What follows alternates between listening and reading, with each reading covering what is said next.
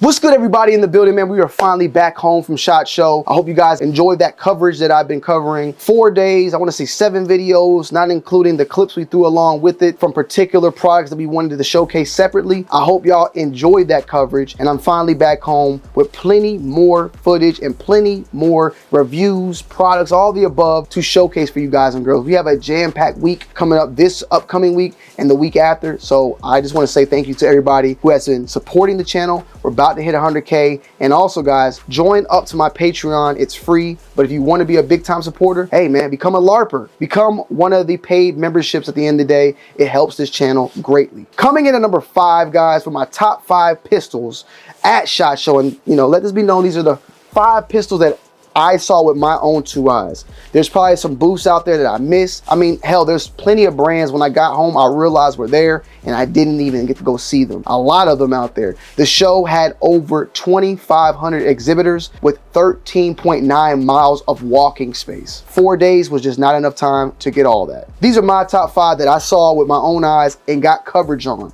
So let's get straight to it. Number 5, the Beretta 30X.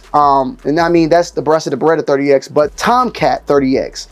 I loved it, okay? First and foremost, recently, and y'all correct me if I'm wrong in the comment section, but the Bobcat, Tomcat, I think recently Beretta had said that they were pretty much getting rid of those, or, you know, they're no longer making any of those, right? That the Tomcat and the Bobcat was done, discontinued. But then bam, they came out with this 30X Tomcat, which is a more upgraded version of that. It shoots 32 ACP. I showed a video with him running one that was suppressed. They actually had that one on display as well, which is I guess they were calling it a more experimental version of that Tomcat, but it's definitely been a gun that I've been wanting to pick up as well. And I'm kind of debating whether to get the older model or wait and get this newer model, because the older models are still at local gun stores right now. It's definitely a pretty little pistol, 32 ACP, pocket rocker, you know, I said pocket rocker, was it the pocket rocket, you feel me? And it just looks lovely, cute, pretty, but hey, shoots 32 ACP. It's a little bad boy. It's a little Tomcat, you feel me, literally. But I definitely wanted to put that at number 5. There was also the Beretta Squallow, or whatever, I think it's the Squallow, which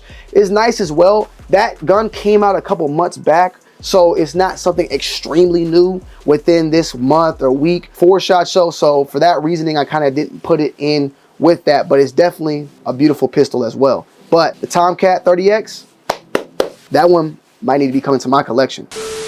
Coming in at number 4 is the Apollo, and the Apollo Compact was the brand new pistol that was revealed by Live Free Armory. Now, the reason why I like what Live Free Armory is doing with their Apollo right now is because they're making a 2011 that is coming in under that $1,000 price point. More and more we're seeing, you know, these 2011s come in at cheaper and cheaper price points, but even though they are cheaper at these price points, they're not really lacking or horrible guns at all. I checked out the Apollo Compact. I sat down with Kev, got a little rundown of that gun. It felt phenomenal in hand. It looked great in hand. The materials, the finish, everything about the gun was very, very solid, especially for the price point that it came in. I want to say, what, last year now, or maybe it's almost 2 years, you know, Springfield Armory brought in their double stack Prodigy that kind of broke the barrier for those very expensive 2011s that were coming out from Atlas Gun Works, Infinity, Nighthawk, and who else I'm thinking about? Staccato, you feel me? Before then, any 2011, you're spending $2,000 and up. You know, what they did with the Prodigy, bringing it in, I believe, with the $1,500 price point, it really opened the door for us to see more 2011s in the market, more competition, and more prices that we like to see. And Apollo, I think I stated before, is coming in at under that $1,000 price point for a very solid 2011. So maybe soon, I would like to test that one out. It is compact. They have a full-size version and a compact version, that the new compact version that they just dropped. Optics ready, and I'm hearing they're going to be doing much, much more with that platform in the near future. And I know you're going to say Platypus. See, I didn't get to see Platypus. They were at SHOT Show, unfortunately. I just didn't get to see them.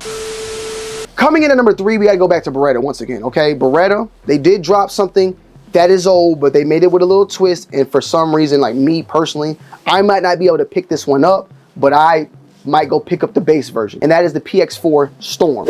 And I talked to the guy at the Beretta, and like I stated, guys, I've been into the guns for about a good 6-7 years, like strong, you feel me? Before then, I'm a novice. But they told me how, you know, you got the CX Storm, which was the pistol caliber carbine, which they didn't even have at SHOT Show. But during the time, they were dropping a lot of guns from Beretta at that time that all had that Storm name. And I'm guessing that this PX4 Storm was a part of that, you know, that little, I guess, product line, the Storm name, the Storm line. You see that happening with a lot of different brands out there where they run with these names of, you know, just something, Storm, CX, PX. You get the point there. But the PX4 Storm that was on display was in collaboration with Langdon Tactical, and that thing felt amazing. It has a very, like, almost like RoboCop type of look overall, very solid in grip. I believe one had a hammer, one didn't. It was like a hammerless version. It looked great. Langdon Tactical put in different type of trigger, a trigger that was very similar to that Squallow trigger. It was like a really angled but nice flat face trigger at the same time. And the reset, the trigger pull, everything felt amazing about it. The only issue was the thing is damn near coming in, I think, at around $2,000. So it's a very expensive gun, but it's a very smooth action, solid piece of work. Definitely made me just look at the PX4 Storm pistol of a whole. Like, if I can't get that version, there's the PX Storm regular versions that are coming in around, like I stated, like $600. Might not be the best thing, might not be anywhere close to that, but it's definitely a gun that I look at and just, I like it. I like the PX Storm. I actually like the CX4 Storm. Hopefully I'm saying it right. You know, the CX Storm, the pistol caliber carbine. I've been kind of waiting. It's a very old model, and maybe eventually Beretta might get rid of it. So I might need to hop on that sooner than later.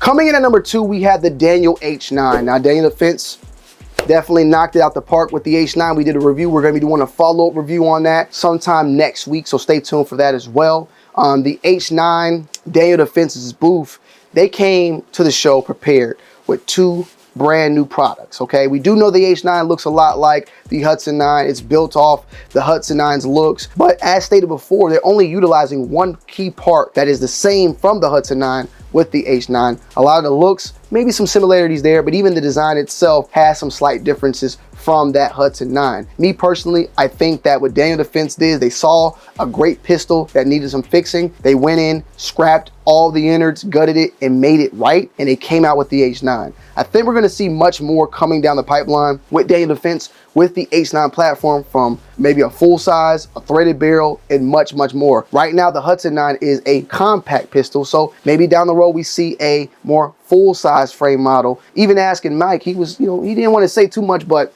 he got the point. He said that the H9 was the base of a family of much, much more to come. And I think Daniel Defense really did their job there. I think they stole the show and kind of gave everybody that wow factor. Definitely PSA had their little thing as well. But what they did is you saw a brand new product being brought to a company that never touched that type of product. We know PSA has had daggers. We know a lot of companies that are in the pistol and rifle side of things. Daniel Defense being rifle only and seeing them bring out a pistol kind of set off a little bit of, you know, little bit of razzle dazzle. You feel me?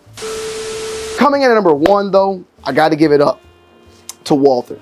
Walther recently dropped the PDP steel frame and the PDP both match pros in the steel frame and in the poly frame. I got the poly frame. I actually just shot the poly frame today. I did a video where we'll be wrapping up a full-on length review on that on this channel as well going into next week. But I finally got my hands on the steel frame version of that, and wow, phenomenal piece of equipment. Okay, definitely a gun I would love to touch more, shoot more as well.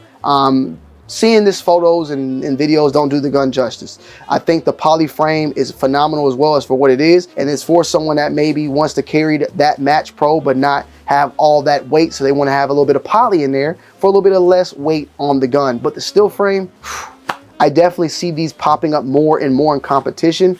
I'm someone that's wanting to get into more competition. I know that when you're in competition, you're going to be going against a ton of 2011 Staccato guys out there and Atlas guys and maybe even some Nighthawk guys out there. But me personally, coming into this forefront of competition shooting and just trying to have a little bit of fun with it, I do feel like one of the guns that I really would love to get my hands on is that steel frame, because one thing that thing has that a lot of, I mean, don't get me wrong, 2011 triggers are fabulous, but that PDP, the performance trigger on that guy, phenomenal. I shot Atlas triggers. I've shot some of the best triggers out there from Atlas, but I like the Atlas trigger is almost too light for me right now.